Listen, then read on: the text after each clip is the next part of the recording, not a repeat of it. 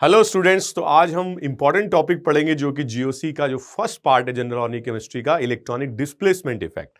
जैसे कि नाम से समझ में आ रहा है कि इलेक्ट्रॉनिक डिस्प्लेसमेंट क्या है।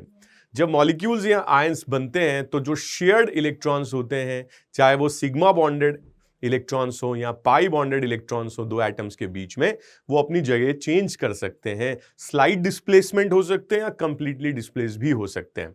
और जो एटम्स पर लोन पेयर प्रेजेंट होते हैं, जो बॉन्डिंग का पार्ट नहीं होते हैं, वो भी अपनी लोकेशन बदल सकते हैं। ठीक है, तो बड़ी भारी सी कॉम्प्लिकेटेड सी बात आपको लग रही है, लेकिन काफी इजी है। तो effect because of displacement of electron, कौन से? Shared electron and unshared electron, उनको हम बोलते हैं इलेक्ट्रॉनिक डिस्प्लेसमेंट इफेक्ट। तीन हमें डिटेल में पढ़ने हैं और ये परमानेंट होते हैं। इंडक्टिव इफेक्ट, रेजोनेंस इफेक्ट, या इसी का सब पार्ट है मेसोमेरिक इफेक्ट और हाइपर कॉन्जुगेशन। जो इंडक्टिव इफेक्ट है उसमें केवल सिग्मा बॉन्ड का स्लाइड डिस्प्लेसमेंट होता है, जो इलेक्ट्रॉन सिग्मा बॉन्डेड होते हैं उनका स्लाइड डिस्प्लेसमेंट होता है। रेजोनेंस इफेक्ट में लोन पेयर या पाई बॉन्ड का होता है, और हाइपर कॉन्जुगेशन में सिग्मा और पाई दोनों का ही यूटिलाइजेशन होता है। एक एक करके हम डिस्कस करेंगे। दूसरे होते हैं टेम्पररी इफेक्ट, ये हमें पढ़ने नहीं है या थोड़ी बहुत ज़रूरत इसकी रिएक्शन मैकेनिज्म में पड़ती है, जो होते हैं इलेक्ट्रोमेरिक इफेक्ट और इंडक्टोमेरिक इफेक्ट। ये किसी दूसरे पार्टिकल की प्रेजेंस में होने वाले इफेक्ट हैं। जैसे कि इलेक्ट्रोमेरिक इफेक्ट की अगर हम करें बात, तो इलेक्ट्रोमेरिक इफेक्ट में अगर हमारे पास ऐसा कोई पाई बॉन्डेड इलेक्ट्रॉन है जिसमें इस पर प्लस और इस पर माइनस चार्ज है, तो in the presence of A charge particle, negatively charge particle, let's say Cn minus, ये क्या होता है? अपनी पोजीशन शिफ्ट कर लेता है, पाई ऑक्सीजन की तरफ शिफ्ट हो जाता है, और ये नेगेटिव चार्ज के साथ प्लस का और ज्यादा फोर्स ऑफ अट्रैक्शन आ जाता है। बट ये पाई बॉन्डिंग, जो पाई बॉन्ड है, इसकी शिफ्टिंग केवल Cn माइनस की प्रेजेंस में ही हो रही है। इस तरह का इफेक्ट इलेक्ट्रोमैग्नेटिक इफेक्ट कहलाता है। बहुत सारे पार्टिकल्स ऐसे होते हैं जो न्यूट्रल होते हैं, ठीक है, जैसे कि ब्रोमीन मॉलिक्यूल। तो in the presence of external particle, charge particle, इनमें कुछ डायपोल डेवलप होता है, पोलराइजेशन डेवलप होता है, और इसको ये क्या कहलाता है? It is also a temporary effect. ठीक है, लेकिन किसी और की प्रेजेंस में होता है। बट हमें इस पर फोकस नहीं करना है, हमें फोकस करना है इन तीनों पर। सबसे पहले हम बात करते हैं इंडक्टिव इफेक्ट की। So inductive effect is a permanent displacement of electron in a covalent bond because of any atom और group is known as I effect of that atom. If the electron withdrawing power of the group is higher than that of hydrogen, then these groups are known as minus I groups. First of all, जो लिखा हुआ है minus I effect या plus I effect या inductive effect, it is basically because of the shifting of sigma bonded electrons. For example, हमारे पास कोई carbon chain है और उसमें हमने एक एटम यहां पर लगा दिया, फ्लोरीन एटम। तो फ्लोरीन एटम की इलेक्ट्रोनेगेटिविटी तो कार्बन से ज्यादा है, और जो सिग्मा बॉन्डेड इलेक्ट्रॉन बीच में पड़े हुए हैं वो फ्लोरीन की तरफ शिफ्ट हो जाते हैं, और इस पर डेल्टा प्लस डेवलप हो जाता है। अब आप बोलोगे सर यहाँ डेल्टा माइनस, तो यहाँ डेल्टा प्लस 1+ क्यों लिखा? क्योंकि ये भी डेल्टा प्लस इनिशियली डेवलप तो होगा, बट क्योंकि ये डिफिशिएंट हो गया है कार्बन, तो ये नियर बाई कार्बन से इलेक्ट्रॉन अपनी तरफ अट्रैक्ट कर लेता है, जिससे इस कार्बन पर भी डेल्टा प्लस चार्ज आ जाता है। सिमिलरली ये नेबरिंग कार्बन से इलेक्ट्रॉन गेन करता है।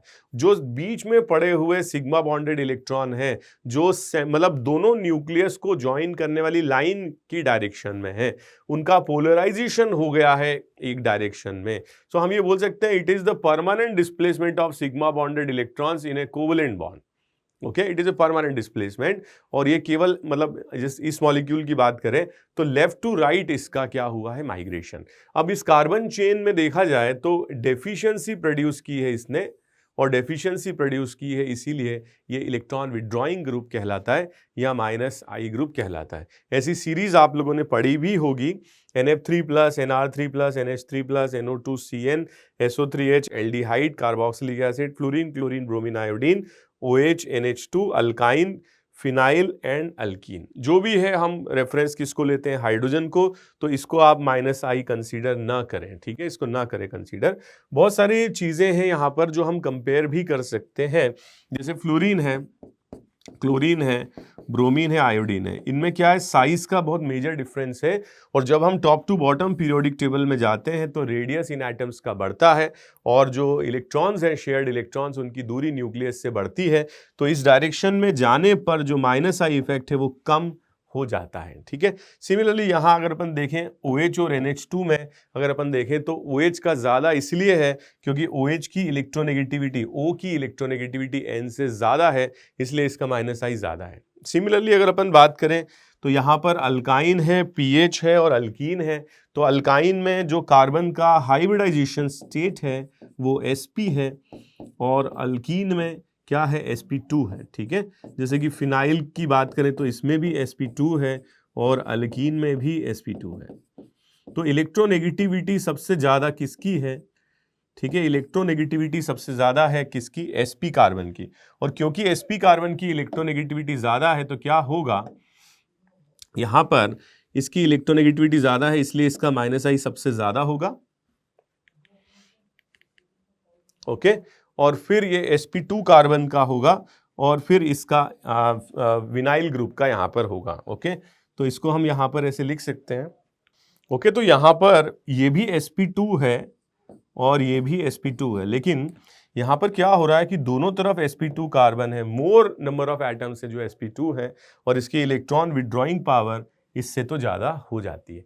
तो इसी तरीके से हम इसको कंपेयर भी कर सकते हैं माइनस आई इफेक्ट को, बट इंपॉर्टेंट पॉइंट इज ये इलेक्ट्रॉन विड्रॉइंग इफेक्ट कहलाता है। ठीक है, इसी तरीके से कुछ ग्रुप्स होते हैं जो कार्बन चेन में इलेक्ट्रॉन डोनेट करते हैं। जनरली ये वो ग्रुप्स होते हैं जिनमें एटम के पास नेगेटिव चार्ज होता है, जैसे कि कार्बन के पास नेगेटिव है, यहाँ नाइट्रोजन के पास है, यहाँ ऑक्सीजन के पास है, यहाँ ऑक्सीजन के पास है। तो ये जो एटम्स होते हैं इन पर माइनस चार्ज अनस्टेबल होता है और ये आगे इलेक्ट्रॉन पास करके या अपने चार्ज को कम करके स्टेबिलिटी गेन करना चाहते हैं। तो यहाँ पर अगर आप देखोगे तो सबसे ज़्यादा प्लस आई है CH2 का, क्योंकि C की जो इलेक्ट्रोनेगेटिविटी है वो सबसे कम है और इलेक्ट्रॉन डोनेटिंग पावर सबसे ज़्यादा है। नाइट्रोजन की इलेक्ट्रोनेगेटिविटी ज़्यादा है, ऑक्सीजन की उससे ज़्यादा है। तो इलेक्ट्रोनेगेटिविटी जैसे बढ़ रही है तो इलेक्ट्रॉन डोनेटिंग पावर कम हो जाती है। कार्बोक्सिलेट आयन में इन सब के कंपैरिजन में कम रहेगा प्लस आई, क्योंकि ये डिस्टेंस फैक्टर है, ये पहले इसको इलेक्ट्रॉन देगा फिर ये आगे इलेक्ट्रॉन डोनेट करता है तो ये कम हो जाता है। जितने भी अल्काइल ग्रुप्स हैं वो सारे प्लस आई शो करते हैं। यहाँ देखिए आप 3 degree alkyl, then 2 degree alkyl, then 1 degree alkyl, then methyl. So all these alkyl groups show plus I effect. जितने ज़्यादा कार्बन चेन होगी उतना ही प्लस आई इफेक्ट ज़्यादा होगा। अगर अपन बात करें इन तीनों में तो ट्रिशियम के लिए, ठीक है, एटॉमिक क्या होगा, मास सबसे ज़्यादा है और ऐसे केस में जो बॉन्ड लेंथ होती है वो Ct की क्या होती है, कम होती है। अगर अपन बात करें बॉन्ड लेंथ की, सबसे छोटा बॉन्ड होता है Ct, ठीक है, उससे बड़ा बॉन्ड होता है Cd और सबसे जो लेंथ सबसे ज़्यादा होती है CH की होती है। तो बॉन्ड एनर्जी का अगर हम कंपैरिजन करते हैं सबसे स्ट्रॉन्ग होता है Ct, फिर Cd, फिर CH। और अगर अपन प्लस आई की बात करते हैं, क्योंकि छोटा बॉन्ड Ct रहेगा तो उसका प्लस आई सबसे ज़्यादा होता है, जैसे कि यहाँ पर भी मैंने दिखाया हुआ है। ठीक है, और इसी के बेसिस पर हम यहाँ पर Ct3 का, Cd3 का और CH3 का भी प्लस आई बता सकते हैं। राइट, तो ये तो हुई कंपैरिजन की बात। अब इसका क्या है, यूज़ कहाँ होता है? बहुत सारे पार्टिकल्स ऐसे होते हैं जो ड्यूरिंग द रिएक्शंस बनते हैं और रिएक्शन कंप्लीट होने से पहले डिस्ट्रॉय हो जाते हैं। These are those particles which are form during the reaction and they are destroyed before the completion of reaction. इनको बोलते हैं रिएक्शन इंटरमीडिएट्स। और इनमें क्या क्या है इंपॉर्टेंट, कार्बोकेटायन, जैसे कि आप देख रहे हो कार्बन पर प्लस चार्ज है, कार्बोकेटायन, कार्बन आयन कार्बन पर माइनस चार्ज है, एंड फ्री रेडिकल देखिए कार्बन पर अनपेयर्ड इलेक्ट्रॉन है। तो ये पार्टिकल्स क्या होते हैं, they are highly unstable particles. Carbocation में तो खैर ऑक्टेट इनकम्प्लीट होता है और कार्बन आयन में कंप्लीट होता है और इनकम्प्लीट ऑक्टेट फ्री रेडिकल में भी होता है, 7 इलेक्ट्रॉन्स होते हैं। इनमें 6 इलेक्ट्रॉन्स होते हैं वैलेंसी शेल ऑफ कार्बन में। इस तरीके का कार्बोकेटायन का स्ट्रक्चर होता है, टोटल 6 इलेक्ट्रॉन्स होते हैं। कार्बन आयन में 8 इलेक्ट्रॉन्स होते हैं वैलेंसी शेल ऑफ कार्बन में और फ्री रेडिकल में 7 इलेक्ट्रॉन्स होते हैं। ठीक है, ये जनरल ट्रेंड है जो हमने यहाँ पर लिखा है। ये पार्टिकल इलेक्ट्रॉन पर एक्सेप्ट कर सकते हैं तो लुईस एसिड कहलाते हैं, ये पार्टिकल्स इलेक्ट्रॉन पर डोनेट कर सकते हैं तो लुईस बेस कहलाते हैं, और ये ना तो इलेक्ट्रॉन डोनेट कर सकते हैं ना एक्सेप्ट कर सकते हैं। इनफैक्ट एक फ्री रेडिकल दूसरे फ्री रेडिकल के साथ बॉन्ड बनाने की कोशिश करता है। अब अगर अपन बात करें तो इनके बॉन्ड पेयर्स, ठीक है, जैसे कि मैंने आपको बताया कि जो कार्बोकेटायन है इसमें 3 बॉन्ड पेयर्स होते हैं। ठीक है, और कार्ब एनायन में भी 3 बॉन्ड पेयर्स होते हैं और फ्री रेडिकल में एक जनरल ट्रेंड हमने लिखा है, ठीक है, इसमें भी 3 बॉन्ड पेयर्स होते हैं। Total number of unpaired electron इसमें कोई नहीं है, वेकेंट पी ऑर्बिटल है, इसमें भी कोई नहीं है और इसमें एक अनपेयर्ड इलेक्ट्रॉन होता है और इसी वजह से ये पैरामैग्नेटिक कहलाता है, राइट। इसके बाद में लोन पेयर यहाँ कुछ नहीं है, लेकिन कार्ब एनायन में होता है और फ्री रेडिकल में लोन पेयर नहीं होता है। मैग्नेटिक मोमेंट होता है √n × n+2, n is the number of unpaired electron. जैसा कि हम देख रहे हैं केवल इसी के पास अनपेयर्ड इलेक्ट्रॉन है तो केवल इसी का मैग्नेटिक मोमेंट होता है। Spin multiplicity is 2 × s+1 where s is the spin quantum number. यहाँ पर तो कोई भी ऐसा इलेक्ट्रॉन अनपेयर्ड नहीं है, यहाँ पर अनपेयर्ड इलेक्ट्रॉन ज़रूर है, तो इसकी स्पिन मल्टीप्लिसिटी 1, इसकी 1 और इसकी 2 आती है, इसीलिए इनको सिंगलेट और इसको क्योंकि स्पिन मल्टीप्लिसिटी 2 है तो इसे डबलेट कहा जाता है। अब एक्चुअली होता क्या है ना कि बहुत बेसिक क्वेश्चन इस पर बन जाते हैं जिसमें हमें इंडक्टिव इफेक्ट का यूज़ करना रहता है टू कंपेयर द स्टेबिलिटी। तो जो हमारा कार्बोकेटायन है ये डेफिशिएंट पार्टिकल है और डेफिशिएंट पार्टिकल है तो जो प्लस आई ग्रुप्स होते हैं वो स्टेबिलिटी को बढ़ाते हैं, on the contrary minus I stability को घटाते हैं। कार्ब एनायन की केस में माइनस आई ग्रुप स्टेबिलिटी को बढ़ाते हैं और प्लस आई ग्रुप स्टेबिलिटी को घटाते हैं और फ्री रेडिकल के केस में अगेन प्लस आई ग्रुप स्टेबिलिटी को बढ़ाते हैं और माइनस आई ग्रुप स्टेबिलिटी को कम करते हैं, ठीक है। तो यहाँ अगर अपन देखें तो हमारे पास बहुत सारे इंटरमीडिएट्स यहाँ दिए हुए हैं और इसी के बेसिस पे हम स्टेबिलिटी कंपेयर कर सकते हैं। यहाँ पर केवल एक मिथाइल ग्रुप है तो इसमें प्लस आई लग तो रहा है, कम लग रहा है। इसमें देखो 2 ग्रुप्स हैं तो दोनों का summation plus I effect stronger effect होगा और यहाँ 3 प्लस आई ग्रुप्स हैं तो वेरी स्ट्रॉन्ग प्लस आई इसमें होगा और ये ऑर्डर हो जाएगा किसका, स्टेबिलिटी का, ठीक है। यहाँ पर आप देखो कार्ब एनायन की बात हो रही है। कार्ब एनायन के केस में यहाँ पर हमने मेटा पोजीशन पर फ्लोरो क्लोरो आयोडो लगाए हैं और ये माइनस आई ग्रुप्स हैं तो ये सबसे स्ट्रॉन्ग माइनस आई होगा, ये उससे थोड़ा वीक होगा, ठीक है, और ये सबसे वीक होगा, ठीक है। तो अगर अपन कंपेयर करना चाहते हैं क्योंकि माइनस आई से स्टेबिलिटी कार्ब एनायन की बढ़ती है तो ये ऑर्डर स्टेबिलिटी का आ जाएगा। नेक्स्ट अपन बात करते हैं, यहाँ देखो फ्री रेडिकल्स हैं और प्लस आई इफेक्ट हमने यहाँ पर प्लस आई ग्रुप्स लगाए हुए हैं, स्टेबिलिटी को बढ़ाते हैं। सबसे स्ट्रॉन्ग रहेगा ये Ct3, ये सबसे स्ट्रॉन्ग रहेगा, ठीक है। फिर इसके बाद ये रहेगा और फिर इसके बाद ये रहेगा। अगर अपन देखें तो प्लस आई सबसे स्ट्रॉन्ग Ct3 का होता है, नंबर 1 हो जाएगा और ये नंबर 2 हो जाएगा और ये नंबर 3 हो जाएगा, ठीक है। नेक्स्ट अपन बात करते हैं इस मॉलिक्यूल की। इसमें भी कार्ब एनायन दिया हुआ है और हमने नंबर्स की बात करी है। यहाँ पर 2 फ्लोरीन ग्रुप्स हैं, एक ही फ्लोरीन ग्रुप है तो ये ज़्यादा स्ट्रॉन्गर माइनस आई होने के कारण मोर स्टेबल होगा और ये लेस स्टेबल होगा। यहाँ पर एक फ्लोरीन ज़रूर है बट इसका डिस्टेंस बढ़ गया है और इसलिए स्टेबिलिटी कम हो जाती है। यहाँ पर अगर अपन देखें 2 मिथाइल ग्रुप्स हैं और ये दोनों के दोनों प्लस आई शो करते हैं और प्लस आई होने की वजह से स्टेबिलिटी ज़्यादा हो जाएगी फर्स्ट वाले की, ओके। इसी तरीके से हम कंपैरिजन कर सकते हैं। नेक्स्ट हम देखते हैं सेकंड इफेक्ट जिसको हम कहते हैं resonance effect. So resonance basically it is a concept कि एक ही मॉलिक्यूल के एक से ज़्यादा स्ट्रक्चर्स एग्जिस्ट करें, ठीक है। In a single structure we can not explain all the properties of the molecule by a single structure. इस कॉन्सेप्ट को हम बोलते हैं रेजोनेंस।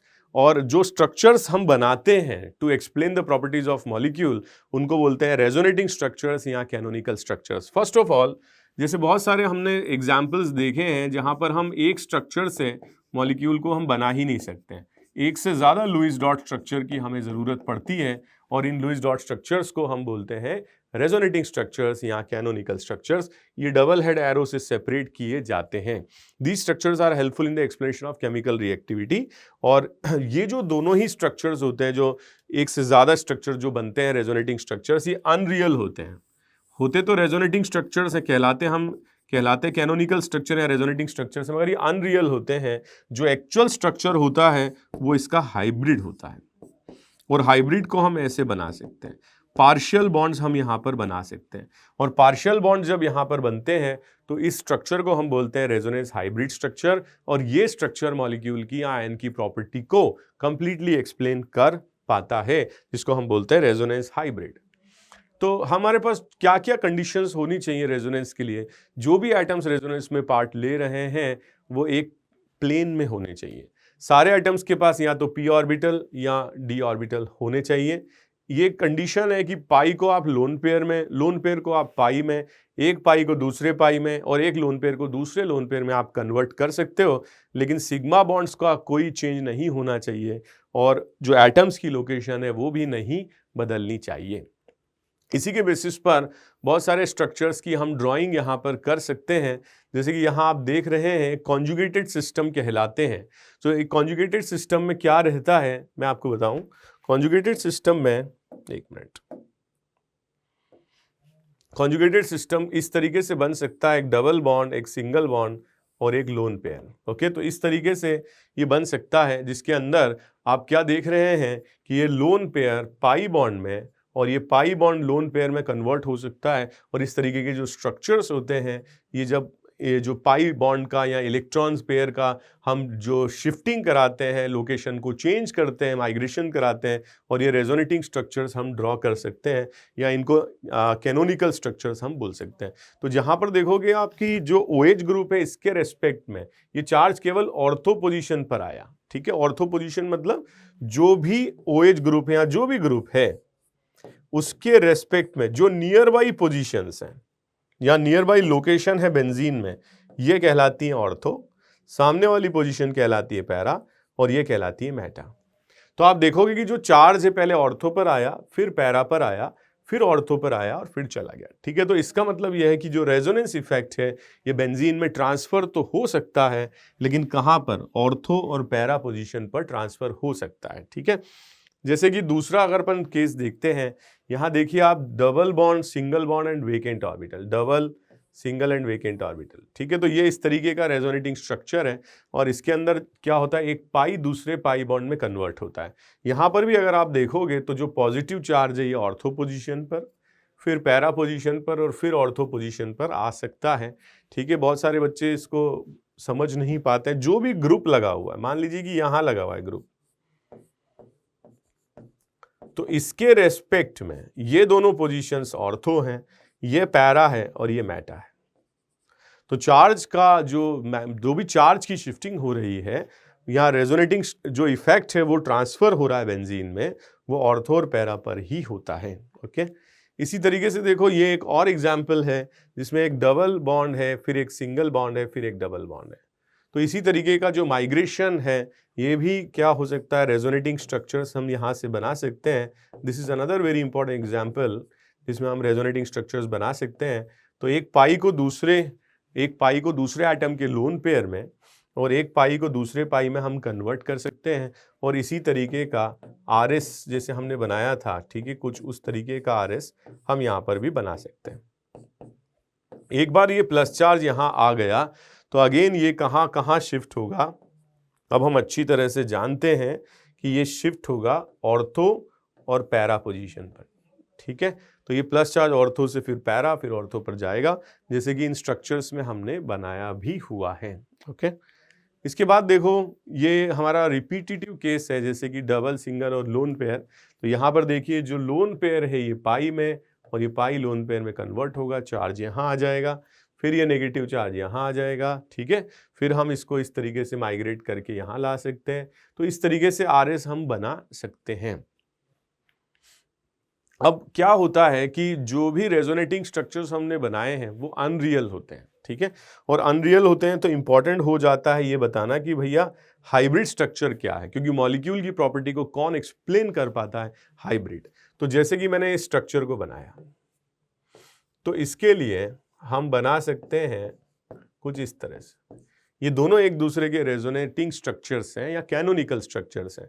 जब हम हाइब्रिड बनाते हैं तो हम एटम्स को और सिग्मा बॉन्ड को बिल्कुल डिस्टर्ब नहीं करते हैं।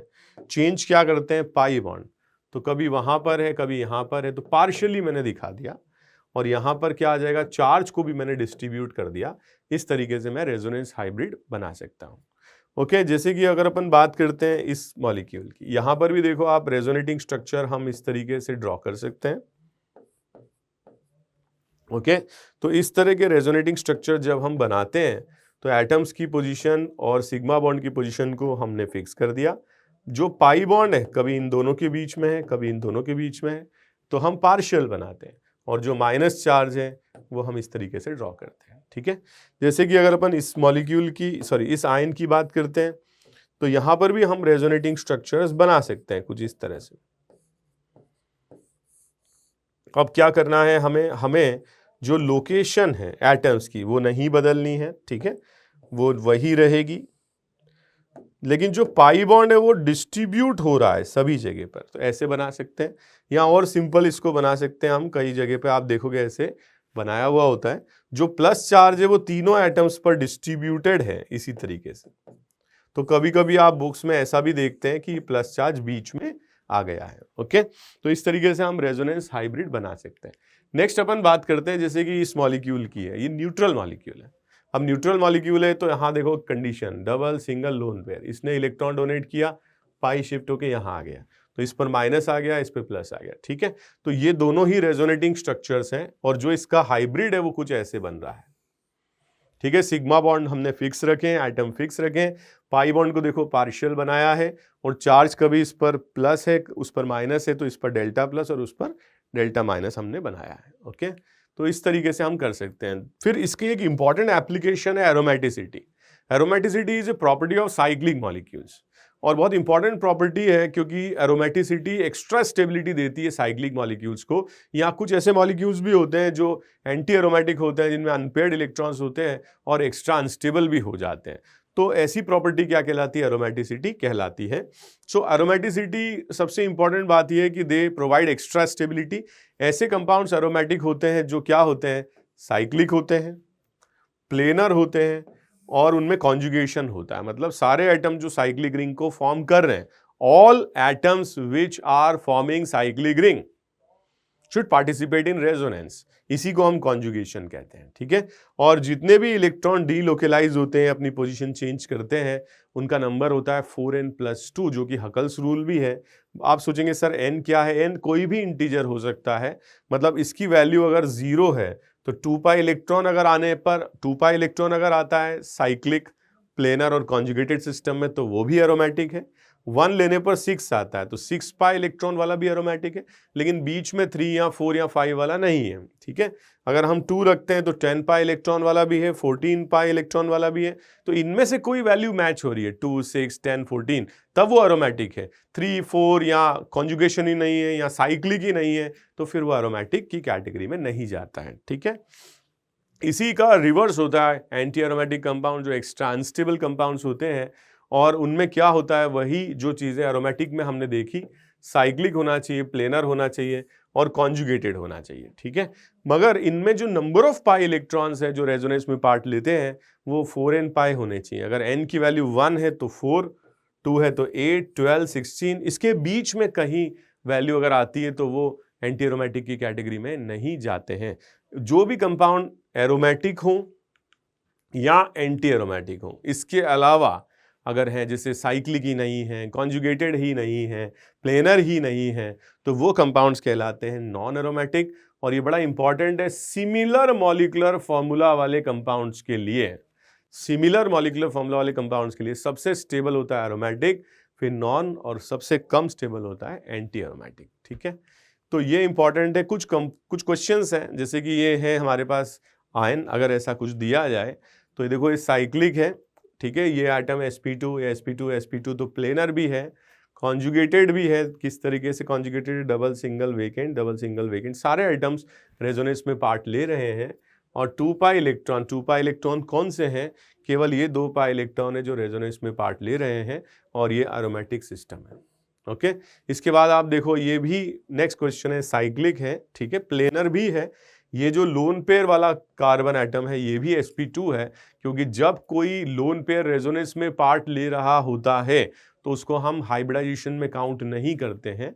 सो इस कार्बन एटम का हाइब्रिडाइजेशन भी sp2 ही रहेगा, और ये साइक्लिक है, प्लेनर है, कॉन्जुगेटेड भी है, और इसमें 4π इलेक्ट्रॉन्स हैं, और ये एंटी एरोमेटिक की कैटेगरी में जाएगा, ठीक है। सिमिलरली यहाँ देखें, अगेन साइक्लिक है, प्लेनर है, कॉन्जुगेटेड है, और इसमें भी 4π इलेक्ट्रॉन है। 4π इलेक्ट्रॉन कौन से हैं, 2 इलेक्ट्रॉन तो ये पाई वाले, 2 ये वाले, ठीक है।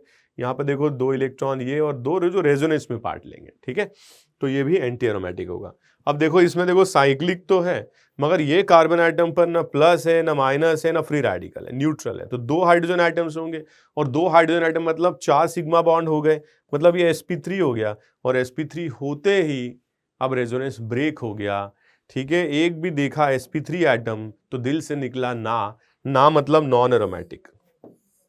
ऐसे कंपाउंड जिनमें एक भी एटम रेजोनेंस में पार्ट नहीं ले रहा है, मतलब हमें सारे एटम रेजोनेंस में पार्ट लेते हुए होने चाहिए तभी ये कॉन्जुगेटेड होता है, अदरवाइज ये कॉन्जुगेटेड नहीं होता है। तो अगर ये बाहर जा रहा है रेजोनेंस से तो नॉन एरोमेटिक की कैटेगरी में जाएगा, नॉन कॉन्जुगेटेड की कैटेगरी में जाएगा। ओके, नेक्स्ट अपन बात करें जैसे कि अगेन ये साइक्लिक है, प्लेनर है, कॉन्जुगेटेड है और इसमें 4 पाई इलेक्ट्रॉन्स हैं और ये क्या हो जाएगा, एंटी एरोमेटिक की कैटेगरी में जाएगा, ठीक है। नेक्स्ट अपन देखें, यहां पर 8 की रिंग जरूर है लेकिन ये कॉन्जुगेटेड सिस्टम है, double single double single double single plus charge, तो 6 पाई इलेक्ट्रॉन है 2 4 6 जो रेजोनेंस में पार्ट ले रहे हैं और 6 पाई इलेक्ट्रॉन के साथ इसका नेचर एरोमेटिक होगा, ठीक है। इसकी अगर अपन बात करें तो यहाँ पर भी ये 8 मेंबर की रिंग है और ये यहाँ पर 2 4 6 8 और 10 पाई इलेक्ट्रॉन्स है जो रेजोनेंस में पार्ट ले रहे हैं, तो ये भी एरोमेटिक की कैटेगरी में जाएगा। यहाँ देखो हेट्रोसाइक्लिक कंपाउंड है, दूसरा एक एलिमेंट हमने ले लिया और इस पर लोन पेयर है, लोन पेयर है तो क्या होगा, ये लोन पेयर रेजोनेंस में पार्ट लेगा।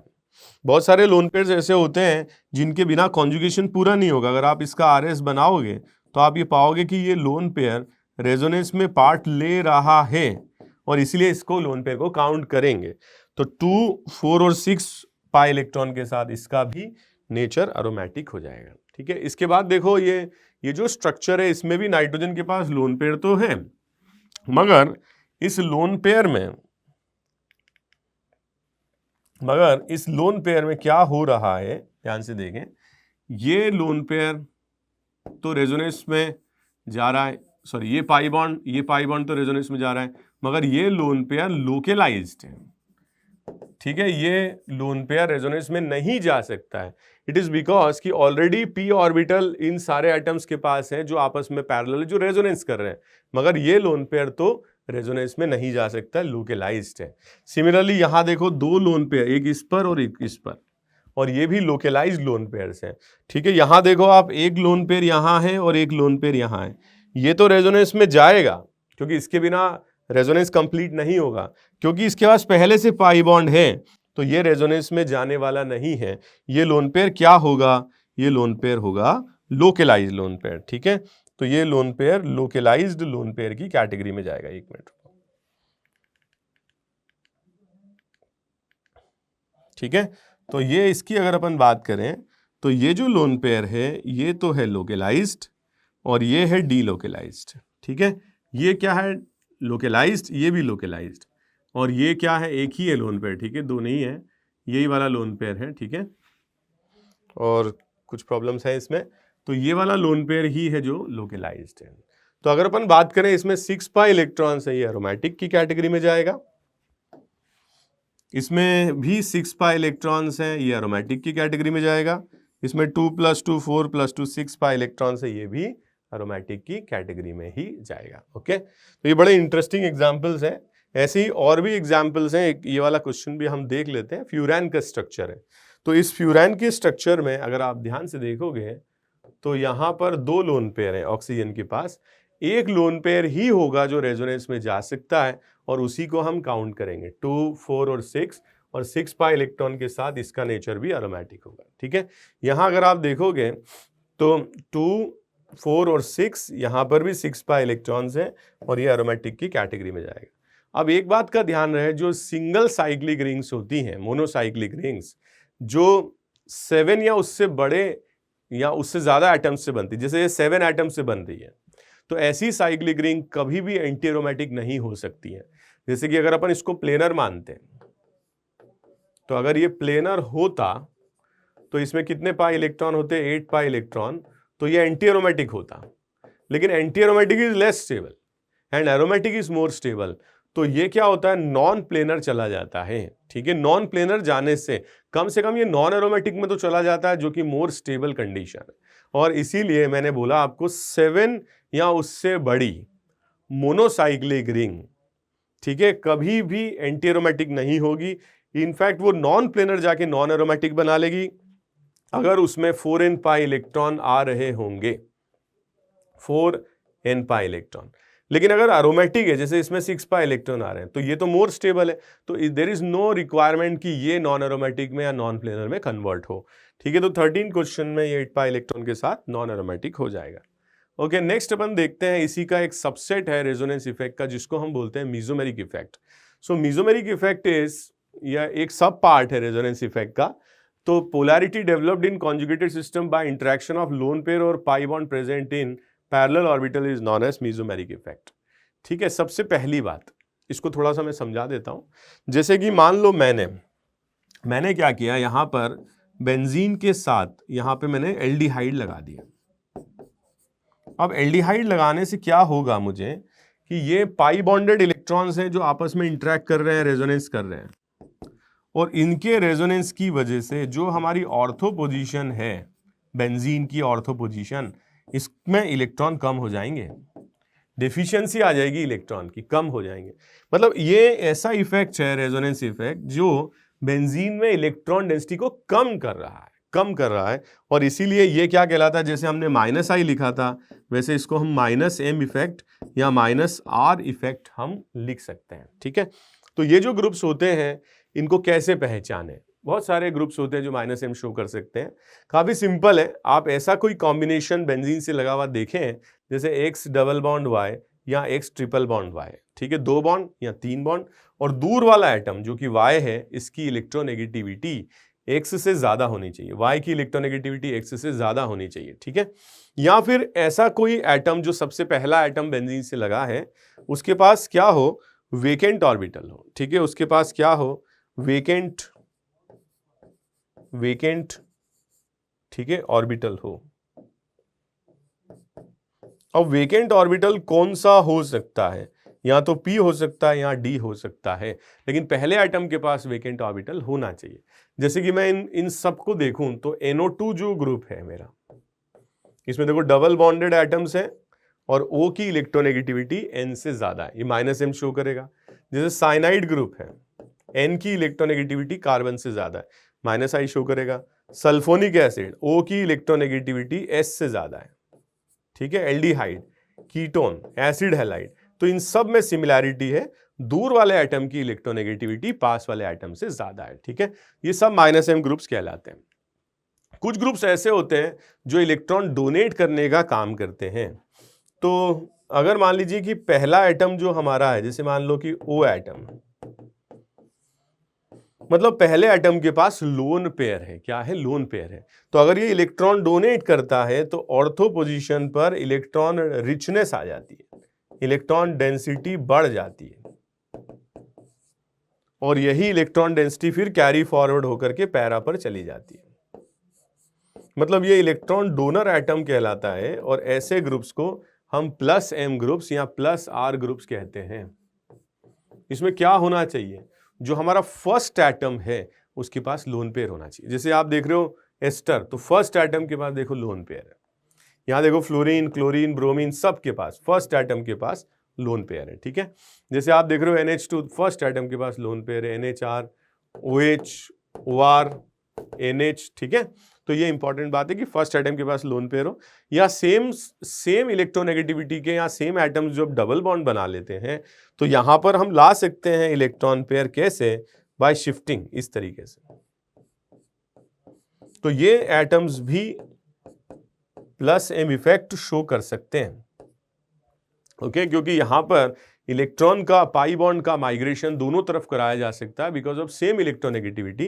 तो हम अगर इस तरफ कराते हैं तो पहले एटम के पास लोन पेयर आ जाते हैं, ठीक है। तो हमेशा ध्यान रहे कि जो +M और -M इफेक्ट हैं, +M या -M इफेक्ट हैं, ये बेंजीन में केवल ऑर्थो और पैरा पर ही वर्क करते हैं, only at ortho para, only at ortho para, meta पर काम नहीं करते हैं, नॉट एट मेटा। दूसरी बात, अगर इंडक्टिव से कंपेयर करें तो मेसोमेरिक इफेक्ट पावरफुल इफेक्ट है, क्योंकि resonance effect is more powerful effect. इसमें इलेक्ट्रॉन का जो शिफ्टिंग होता है वो कंप्लीट होता है। बट हैलोजेंस के केस में हैलोजेंस दोनों इफेक्ट शो करने वाले ग्रुप्स हैं, -I भी और +M भी। ये वाला जो फैक्टर है डोमिनेट करता है, ठीक है, -I डोमिनेट करता है। तो इस तरीके की जो पॉइंट्स हैं वो प्रॉब्लम सॉल्विंग में काफ़ी हेल्पफुल होंगे आगे चल के, ठीक है। जैसे कि मान लीजिए मैंने आपको बताया कि OH ग्रुप है, मैंने देखा कि OH ग्रुप पहला एटम लोन पेयर कैरी कर रहा है, तो ये +M ग्रुप है और इसकी वजह से देखो ऑर्थो पोजीशन पर और पैरा पोजीशन पर इलेक्ट्रॉन की डेंसिटी बढ़ रही है, ऑर्थो पर और किस पर, पैरा पर। सिमिलरली एल्डिहाइडिक ग्रुप ये -M ग्रुप है और -M ग्रुप की वजह से क्या हो रहा है, ऑर्थो पोजीशन पर और पैरा पोजीशन पर इलेक्ट्रॉन की डेंसिटी घट रही है। सो +M इंक्रीज करते हैं और -M डिक्रीज करते हैं इलेक्ट्रॉन डेंसिटी, मगर कहां पर, ऑर्थो और पैरा पोजीशन पर।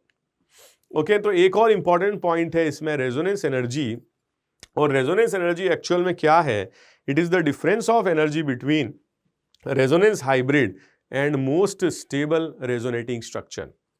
फॉर एग्जाम्पल हमारे पास एक ये एग्जाम्पल है जिसमें हम रेजोनेटिंग स्ट्रक्चर्स बना रहे हैं।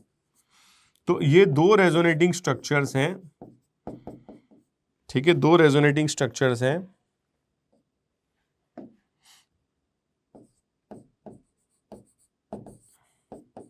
ओके, तो इन दोनों रेजोनेटिंग स्ट्रक्चर्स से हम प्रॉपर्टी एक्सप्लेन नहीं कर पाते। जो एक्चुअल स्ट्रक्चर होता है वो तो रेजोनेंस हाइब्रिड होता है, कुछ इस तरह से।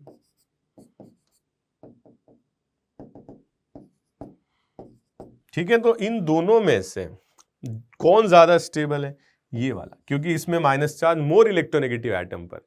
तो इन दोनों में से अगर अपन देखें, इसको मैंने E1, इसको मैंने E2 माना और इसको मैंने हाइब्रिड माना। So resonance energy is the difference of energy between क्या, E2 and hybrid structure. Mod मैंने ले लिया है क्योंकि मुझे साइन से मतलब नहीं है, ठीक है, but difference of energy between resonance hybrid and क्या, most stable resonating structure is resonance energy. ठीक है, जैसे कि फॉर एग्जांपल कंपेयर करनी पड़ जाए तो यहां पर देखो इफेक्टिवली एक माइनस चार्ज था जो ऊपर था, जो शिफ्ट हुआ, और इसमें देखो इफेक्टिवली क्या हुआ, एक न्यूट्रल था और एक चार्ज पार्टिकल बना बिकॉज ऑफ रेजोनेंस। तो यहां पर क्या होगा, जो रेजोनेटिंग स्ट्रक्चर्स हैं आइडेंटिकल हैं और यहां पर क्या हो रहा है, ये नॉन आइडेंटिकल है। ठीक है, इनको क्या बोलते हैं हम, आइडेंटिकल आरएस, आइडेंटिकल आरएस, और इनको क्या बोलते हैं हम, non identical RS, non identical RS. तो बेटर रेजोनेंस किस में होता है, जो आइडेंटिकल आरएस होते हैं आपस में इंटरकन्वर्जन ज्यादा होता है। और ऐसे केस में अगर अपन को रेजोनेंस एनर्जी का कंपैरिजन पूछा जाए तो ए का ज्यादा होगा किससे, 20 है। जो आइडेंटिकल आरएस बनाते हैं, कितने नंबर में बनाते हैं उससे मतलब नहीं है, जो आइडेंटिकल बनाते हैं उनकी रेजोनेंस एनर्जी नॉन आइडेंटिकल वाले से ज्यादा होती है। ठीक है, नेक्स्ट अपन बात करते हैं ये स्ट्रक्चर। अब इसमें भी देखो, जब आप इसका आरएस बनाओगे तो there will be new charge development. तो ये कन्वर्ट ही क्यों हो, पगलोल थोड़ी है, क्यों, क्योंकि नया चार्ज आ रहा है, अनस्टेबिलिटी आ रही है, अनस्टेबल आरएस बन रहा है। यहां पर क्या हो रहा है, वही चार्ज डिस्ट्रीब्यूट हो जा रहा है, पहले O पर था फिर कार्बन पर चला गया है, सो देयर इज डिस्ट्रीब्यूशन। तो अगर अपने को रेजोनेंस एनर्जी का कंपैरिजन करना है तो A की ज्यादा होगी क्योंकि उसमें बेटर रेजोनेंस होगा, क्योंकि उसमें रेजोनेटिंग स्ट्रक्चर से अनस्टेबिलिटी बढ़ नहीं रही है, गैप कम है रेजोनेटिंग स्ट्रक्चर्स की एनर्जी के बीच में, और इसमें गैप ज्यादा हो रहा है। ओके, तो इसके बाद हम बातचीत करते हैं हाइपर कॉन्जुगेशन के बारे में।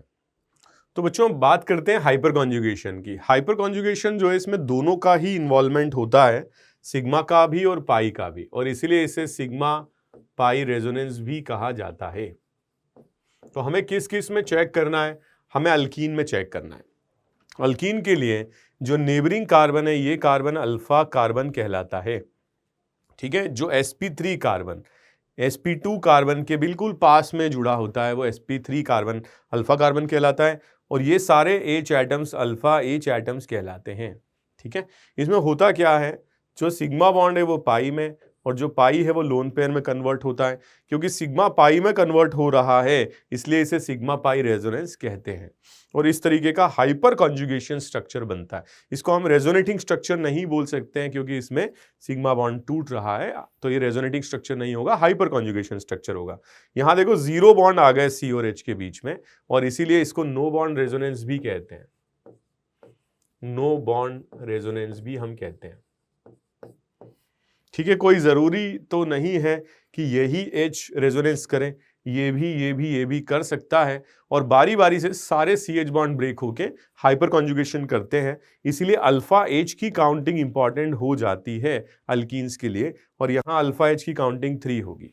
जितने ज्यादा अल्फा एच होंगे उतना ही ये स्ट्रक्चर ज्यादा बनेंगे, और उतना ही क्या होगा, डीलोकलाइजेशन या हाइपर कॉन्जुगेशन ज्यादा होगा।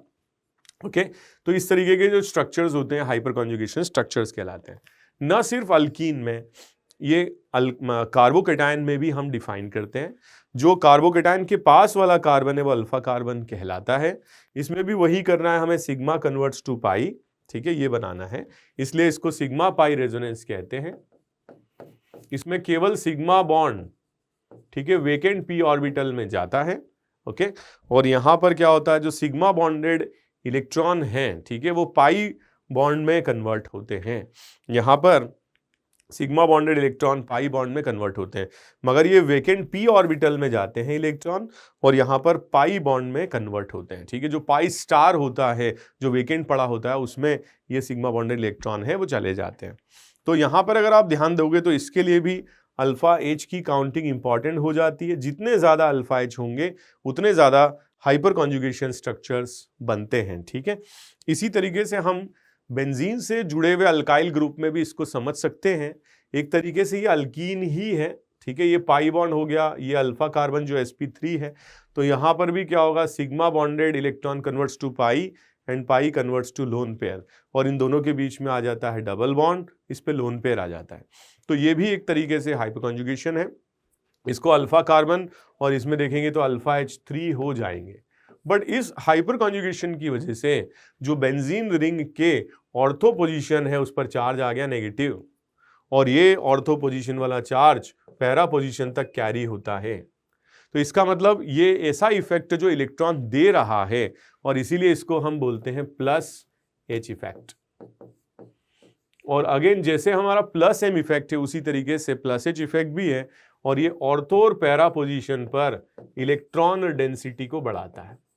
बेंजीन में ऑर्थो पैरा पोजीशन पर इलेक्ट्रॉन डेंसिटी को बढ़ाता है। ठीक है, मेटा से इसका कोई लेना देना नहीं है। आप देख रहे हो ये चार्ज पैरा पे चला जाएगा, मेटा से इसका कोई लेना देना नहीं है। जैसे कि हमने इंडक्टिव इफेक्ट पढ़ा था, यहां पर उल्टा ऑर्डर आता है किसका, प्लस एच का। जैसे प्लस आई में क्या देखा था, Ct3 CD3 CH3, यहां उल्टा आता है क्योंकि यहां हमें बॉन्ड तोड़ के आगे बढ़ना है। Ct bond is a strong bond, उसको तोड़ने के लिए हमें मोर एनर्जी चाहिए, इसीलिए जो वीक बॉन्ड है CH उसको तोड़ करके आगे जाने से आसान होगा, और ये इफेक्ट स्ट्रांग होगा CH3 के केस में। इसी तरीके के और भी क्वेश्चंस बन सकते हैं, जैसे कि बेंजीन में हमने 3 ग्रुप्स लगाए, ये भी अल्फा कार्बन है, ये भी अल्फा कार्बन है, ये भी अल्फा कार्बन। जितने ज्यादा अल्फा एच होंगे उतने स्ट्रक्चर ज्यादा बनेंगे, और उतना ही इलेक्ट्रॉन डेंसिटी बेंजीन में बढ़ जाती है। तो अगर हम इलेक्ट्रॉन डेंसिटी को कंपेयर करना चाहते हैं बेंजीन में, तो यहां पर अल्फा एच सबसे ज्यादा है, सबसे ज्यादा इलेक्ट्रॉन डेंसिटी होगी। यहां अल्फा एच 1 है और यहां अल्फा एच 2 है। ठीक है, तो सबसे ज्यादा इसमें होगी नंबर 1, ये होगी सेकेंड नंबर 2, और इसमें सबसे कम अल्फा एच है, ये होगा नंबर 3। ओके, इसी तरीके से इसकी एप्लीकेशंस हैं हाइपर कॉन्जुगेशन की। पहली एप्लीकेशन ये है जो हमने अल्कीन में देखा, जितने ज्यादा अल्फा एच उतने ज्यादा स्ट्रक्चर्स, और जितने ज्यादा स्ट्रक्चर्स उतनी ज्यादा स्टेबिलिटी। तो हम ये बोल सकते हैं कि अल्कीन की स्टेबिलिटी को हम अल्फा एच से कंपेयर कर सकते हैं। जैसे कि ये एग्जाम्पल दिया हुआ है, इसमें बहुत सारे अल्फा कार्बन एटम्स हैं। टोटल अल्फा एच इस मॉलिक्यूल के लिए, इस अल्कीन के लिए आ जाएंगे 12। सिमिलरली यहां अगर अपन देखें तो ये अल्फा कार्बन है, ये अल्फा कार्बन है, अल्फा कार्बन है, टोटल अल्फा एच आ जाएंगे इसमें 9।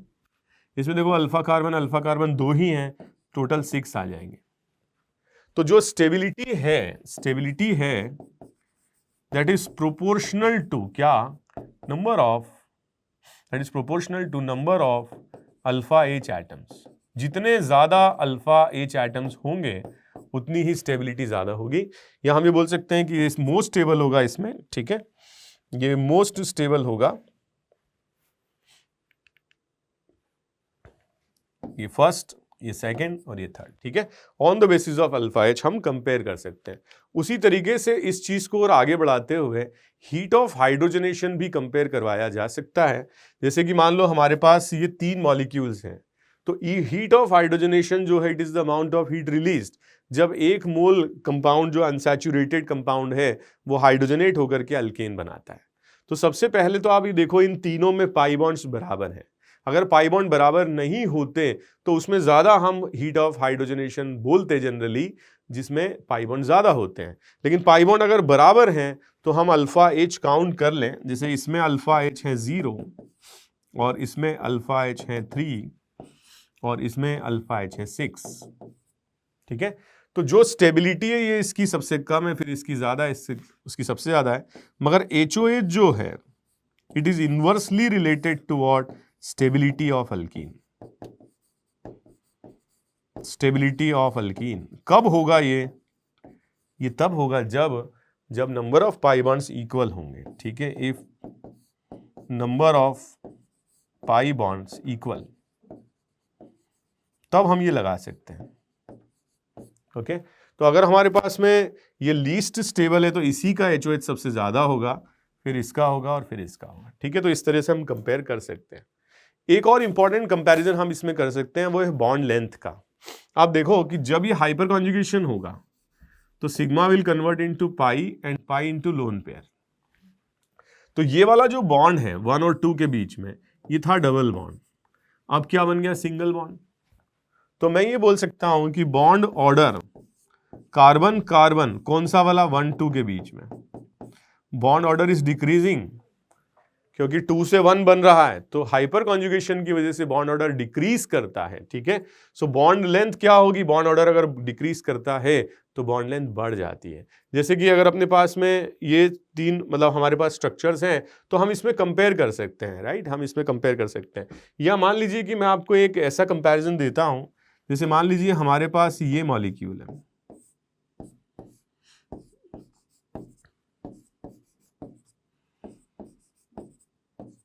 और मैं इसका कंपैरिजन इससे करता हूं, ठीक है। अब मैं ये देख रहा हूं कि जो हमारे पास ये वाला बॉन्ड है इसमें बॉन्ड लेंथ या बॉन्ड ऑर्डर, चलो बॉन्ड ऑर्डर की बात करते हैं, वो कितना है, 2 है कार्बन कार्बन के बीच में। लेकिन यहां पर क्या होगा, इन दोनों के बीच में जो बॉन्ड ऑर्डर है वो 2 से कम आएगा, लेस देन 2 आएगा। And it is because of the hyper conjugation, कभी डबल रहेगा कभी सिंगल बनेगा। और यदि बॉन्ड ऑर्डर कम हो जाता है तो बॉन्ड लेंथ बढ़ जाएगी। मान लीजिए कि मैं क्वेश्चन पूछता हूं आपसे कि अल्फा बॉन्ड है बीटा बॉन्ड है, तो जो बॉन्ड ऑर्डर है वो बीटा का तो ज्यादा होगा और जो बॉन्ड लेंथ है वो अल्फा की ज्यादा होगी, किससे, बीटा से, ठीक है। इस तरह से हम कंपेयर कर सकते हैं, ओके। नेक्स्ट अपन बात करते हैं इसका नेक्स्ट एप्लीकेशन, कार्बोकेटायन की स्टेबिलिटी। कार्बोकेटायन की स्टेबिलिटी, जितने ज्यादा अल्फा एच एटम उतना ही हाइपर कॉन्जुगेशन ज्यादा होगा और उतना कार्बोकेटायन भी मोर स्टेबल होगा। जैसे कि अगर अपन बात करें यहाँ 9 अल्फा एच है, ये तीनों अल्फा कार्बन है, अल्फा एच है, इसमें 2 हैं तो 6 अल्फा एच है, इसमें केवल 1 अल्फा कार्बन है तो 3 अल्फा एच, इसमें है नहीं। तो ये ऑर्डर आ रहा है किसका, स्टेबिलिटी का, ठीक है। ये सबसे ज्यादा स्टेबल है, ये सेकंड है और ये थर्ड, ओके। इसके बाद देखते हैं heat of combustion. Again heat of combustion is defined for 1 mole of compound, और हम इसको एक्सेस ऑफ ऑक्सीजन के साथ जब कंबशन कराते हैं तो जो कंपाउंड है वो CO2 और H2 में कन्वर्ट हो जाता है। सबसे पहले देखो फर्स्ट एग्जांपल में देखो, इसमें 3 कार्बन है, इसमें 4 है, इसमें 5 है, इसमें 6 है। तो जितने ज्यादा कार्बन एटम्स होंगे उतना हीट ऑफ कंबशन ज्यादा होगा। सबसे पहले तो हमें यही चेक करना है कि नंबर ऑफ कार्बन एटम कितने हैं एक मॉलिक्यूल में, जितने ज्यादा होंगे उतना हीट ऑफ कंबशन ज्यादा होगा। लेकिन अगर हम इसका हीट ऑफ कंबशन कंपेयर करते हैं तो इनमें सब में नंबर ऑफ कार्बन एटम्स बराबर हैं, 6 है। Then it comes to the stability. Heat of combustion ऐसे केस में will be inversely related to what, stability, inversely proportional होगा, ठीक है। सबसे ज़्यादा इसका होगा क्योंकि इसमें एंगल स्ट्रेन सबसे ज़्यादा है, फिर इसका हो जाएगा, फिर इसका हो जाएगा, ठीक है। तो जो ज़्यादा स्टेबल है उसका हीट ऑफ कम्बशन कम होगा, मगर ये कब लगाना है, जब नंबर ऑफ कार्बन आइटम्स बराबर हो जाए, ओके। इसके बाद में जो हमने पढ़ा है, ठीक है, कार्बोकेटायन भी हमने थोड़े डिफाइन किए थे, फ्री रेडिकल किए थे, कार्बन आयन किए थे। इनकी स्टेबिलिटी के लिए अब जो भी इफेक्ट हमने पढ़े हैं उसको हमें अप्लाई करना तो आना चाहिए, ठीक है। तो जो कार्बोकेटायन से दे आर इलेक्ट्रॉन डेफिशिएंट, तो इसकी स्टेबिलिटी को प्लस एम बढ़ाता है सबसे ज्यादा, या प्लस एम या प्लस आर, फिर प्लस एच बढ़ाता है और फिर प्लस आई बढ़ाता है, ठीक है। सेम चीज हम फ्री रेडिकल के लिए भी अप्लाई कर सकते हैं क्योंकि ये भी इलेक्ट्रॉन क्या है, डेफिशिएंट है। मगर कार्बन आयन में इसका उल्टा रहेगा, ठीक है। माइनस आर से स्टेबिलिटी बढ़ेगी, देन माइनस एच से, एंड देन माइनस आई से, ठीक है। The only group which can show minus H is CCl3, ये हम जानते हैं, ओके। तो जो भी क्वेश्चंस आते हैं उनको बड़े पेशेंस के साथ में आप चेक कर लीजिए। हम जानते हैं कि plus R plus M minus M और प्लस एच माइनस एच ये ऑर्थो और पैरा पर ही लगते हैं। तो जैसे क्वेश्चन नंबर 1 की हम करें बात, यहां पर देखो जो CH3 ग्रुप है ये शो करता है क्या, प्लस एच। वो CH3 ग्रुप है, पहला item lone pair plus M, और NO2 group minus M show करता है। और कार्बोकेटायन के लिए ध्यान रखिए, सबसे ज्यादा स्टेबिलिटी कौन देता है, plus M, then plus H, then plus I. Decrease कौन करता है, minus I, minus H and minus M, ठीक है। तो मोस्ट स्टेबल इसमें ये हो जाएगा नंबर 1, देन नंबर 2 एंड ये हो जाएगा number 3 least stable, okay. Next अपन देखते हैं कार्बन आयन। कार्बन आयन के लिए ध्यान रखिए, most stable minus M, then क्या आएगा, minus H, then minus I, then plus I, then plus H, then plus R, ठीक है। अगेन दे तो पैरा पर ही रखे हैं, तो आप इन ग्रुप्स का इफेक्ट चेक करना शुरू कर दीजिए। Plus H, plus M, minus M, मजा आ गया। इसकी स्टेबिलिटी हो जाएगी सबसे ज्यादा नंबर 1, ये हो जाएगा नंबर 2 और ये हो जाएगा नंबर 3, ओके।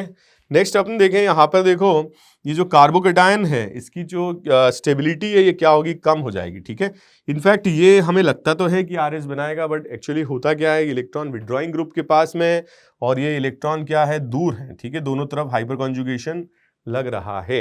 हालांकि इस तरह की जो क्वेश्चन है वो कार्बन आयन के लिए ज्यादा अगर पूछे जाए, तो अगर मान लो यहाँ पे कार्बन आयन, तो ये रिवर्स आंसर इसका आएगा।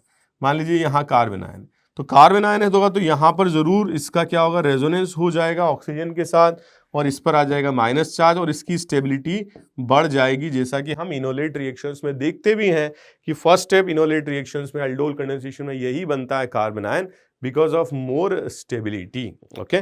जबकि यहाँ पे रेजोनेंस इफेक्ट नहीं है। तो अगर कार्बन आयन की कंडीशन है तो ये आंसर इसका आएगा, ठीक है।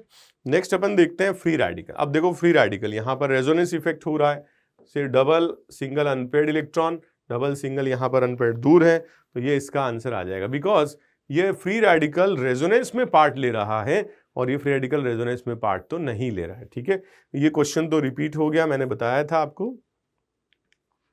अब यहां पर देखो ये सारे अल्काइल ग्रुप्स हैं और जो अल्काइल ग्रुप्स हैं इनका हमें क्या देखना है, हाइपर कॉन्जुगेशन देखना है, ठीक है। हाइपर कॉन्जुगेशन देखना है, इसमें अल्फा एच हो जाएगा 3, इसमें अल्फा एच हो जाएगा 2, इसमें अल्फा एच हो जाएगा 1 और इसमें 0 हो जाएगा। तो सबसे स्ट्रॉन्ग अल्फा मतलब सबसे स्ट्रॉन्ग प्लस एच इसमें रहेगा number 1, number 2, number 3 and number 4 on the basis of hyper conjugation. अगर यही ग्रुप्स में मेटा पर लगा देता हूं तो मुझे प्लस आई देखना पड़ेगा और प्लस आई देखेंगे तो ये सबसे ज्यादा प्लस आई शो करेगा और ये सबसे कम प्लस आई शो करेगा, ओके। अब देखो इसमें बड़ा इंटरेस्टिंग है कि कार्बोकेटायन हमारे पास 3 रिंग्स में दिए हुए हैं और यहां पर एंगल स्ट्रेन सबसे ज्यादा है। एक नॉर्मल कार्बोकेटायन 120 डिग्री एंगल होना चाहिए sp2 हाइब्रिडाइज्ड, बट इसमें स्ट्रेन है 60 डिग्री का एंगल यहां पर ये स्ट्रेन थोड़ा कम हो रहा है और यहां पर ये स्ट्रेन और कम हो रहा है। तो अगर अपन बात करें स्टेबिलिटी की तो ये ऑर्डर आना चाहिए, it is not because of alpha H, सब में बराबर आ रहे हैं, but because of the strain ये कार्बोकेटायन सबसे कम स्टेबल है, ये सेकेंड और ये थर्ड है, ठीक है। अब इसमें देखो अगेन एक ये एग्जाम्पल है, मुझे ये क्वेश्चन कराना था कार्ब एनायन के लिए, राइट, क्योंकि कार्बोकेटायन थोड़ा सा प्रिंटिंग में है, तो कार्ब एनायन के लिए इसको सोचें आप। कार्ब कैटायन के लिए तो केवल इंडक्टिव ही हमें लगाना रहेगा। कार्ब एनायन होने से क्या रहता है कि जो सल्फर के डी ऑर्बिटल्स हैं उसके साथ इसका कार्ब एनायन का रेजोनेंस हो सकता है, और अगर ऐसा हो सकता है तो यहां एक्स्ट्रा रेजोनेटिंग स्ट्रक्चर्स बन सकते हैं। जबकि यहां पर जो ऑक्सीजन एटम है इसके पास डी ऑर्बिटल नहीं है तो क्या होगा, यहां एक्स्ट्रा रेजोनेंस तो नहीं होगा। अगर हम स्टेबिलिटी की बात करें, फर्स्ट हो जाएगा दोनों तरफ डी ऑर्बिटल के साथ रेजोनेंस होगा, ये सेकंड हो जाएगा और ये थर्ड हो जाएगा। ठीक है, अगर यहां कार्ब कैटायन रहता, ठीक है, तो बैक बॉन्डिंग यहां पर हम सोच सकते थे।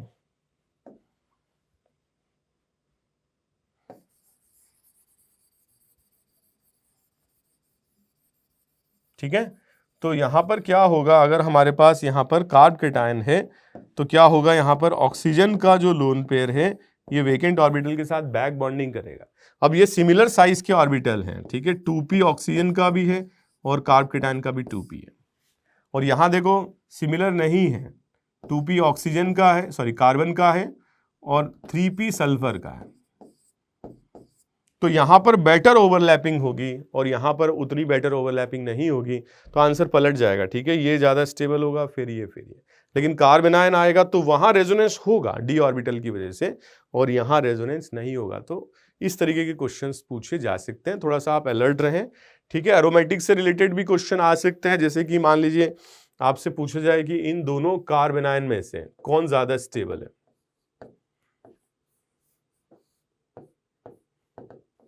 तो हम जानते हैं कि ये जो कार्ब एनायन है ये 4 पाई इलेक्ट्रॉन के साथ एंटी एरोमेटिक नेचर है, और ये क्या है, 6 पाई इलेक्ट्रॉन के साथ एरोमेटिक नेचर है, और ये ज़्यादा स्टेबल होगा।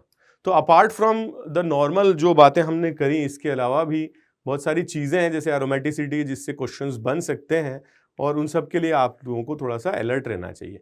बट जो इंपॉर्टेंट क्वेश्चंस बन सकते हैं वो स्टेबिलिटी ऑफ इंटरमीडिएट्स के बन सकते हैं, हीट ऑफ कंबस्शन के, हीट ऑफ हाइड्रोजनेशन के, स्टेबिलिटी ऑफ अल्कीन के बन सकते हैं। ठीक है, और इसके अलावा रेजोनेटिंग स्ट्रक्चर्स की स्टेबिलिटी, रेजोनेंस एनर्जी का कंपैरिजन, इनमें से कितने रेजोनेटिंग स्ट्रक्चर के बनेंगे, हाइब्रिड पहचानना। ठीक है, ये सारे क्वेश्चंस पूछे जा सकते हैं। इंडक्टिव इफेक्ट पर भी क्वेश्चंस हालांकि कम पूछे जाते हैं क्योंकि उसमें बहुत ज़्यादा स्कोप नहीं है, बट स्टिल उस पर भी क्वेश्चंस पूछे जा सकते हैं टू कंपेयर द स्टेबिलिटी। और इस जो इलेक्ट्रॉन डिस्प्लेसमेंट इफेक्ट है इसका बड़ा एप्लीकेशन अब आगे हम लोग देखेंगे कि इसमें acid strength and base strength comparison में।